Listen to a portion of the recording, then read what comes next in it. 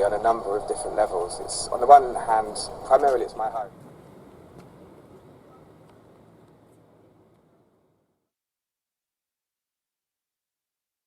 A week later, I remember buying a double mattress and putting it on the top of the car I had and driving from... Floor 6. Living in a squat for the first few months and just buying stuff as we needed it. Please mind the door. Doors closing. I moved into Bevan Court in October of 1987, and Bevan Court was my first home as a married woman. So I moved in with my husband Jack, and it was a new start for us. It was, our first home together, and it was very exciting to have a beautiful place to live.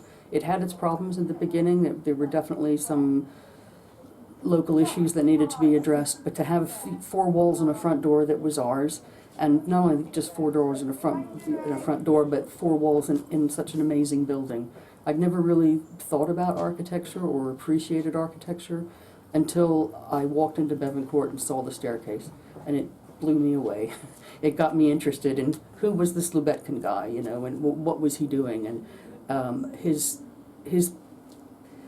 ideas towards ordinary people. He said nothing is too good for ordinary people, and that really shows in the way the flats are designed.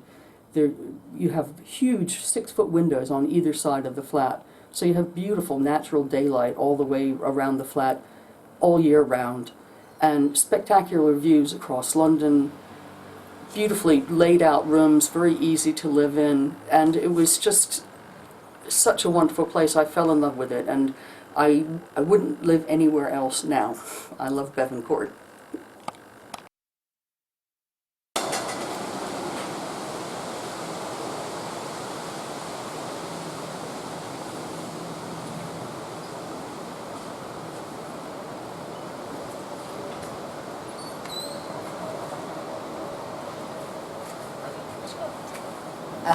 And I like it here. It's just like being home. It's called, like, we all call it home.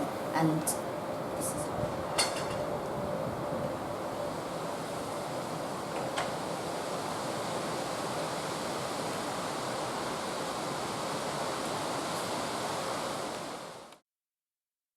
the first week in Bevan Court was a lot of work to do, because I had to, not in this flat, but in the other flat that I lived on the 7th floor, I had to decorate it, obviously, and buy all new furniture, and there was a lot of hard work to be done to get it to a normal flat to live in, because it was very dirty and not very nice.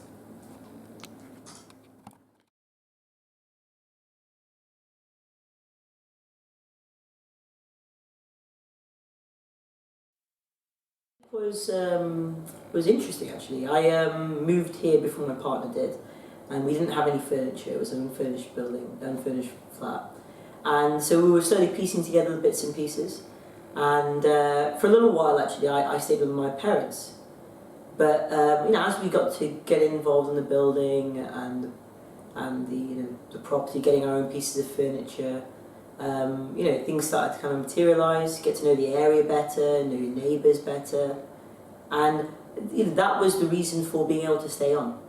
And people that lived in that flat before me, they lived there for 4 years. They moved into this building. They've been here another 3, so they've been here 7 years.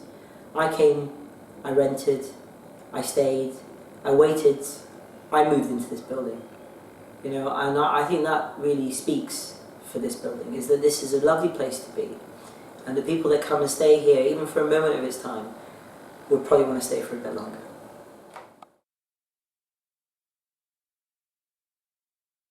Problems where you'll have teenagers gathering in the evenings, and when they leave bottles behind them, cigarette butts, all kinds of paraphernalia just thrown all over the place. And as I said, the residents here are very, very good compared to a lot of the estates. They really care about this estate. And I find it very unusual, the staircase, as everyone can see, it's very unusual. And it's not that hard to keep clean, actually, but as I said, because the residents themselves come to me on a regular basis and really care about where I live, and that's what I like working here, because they care, so it makes my life easier as well.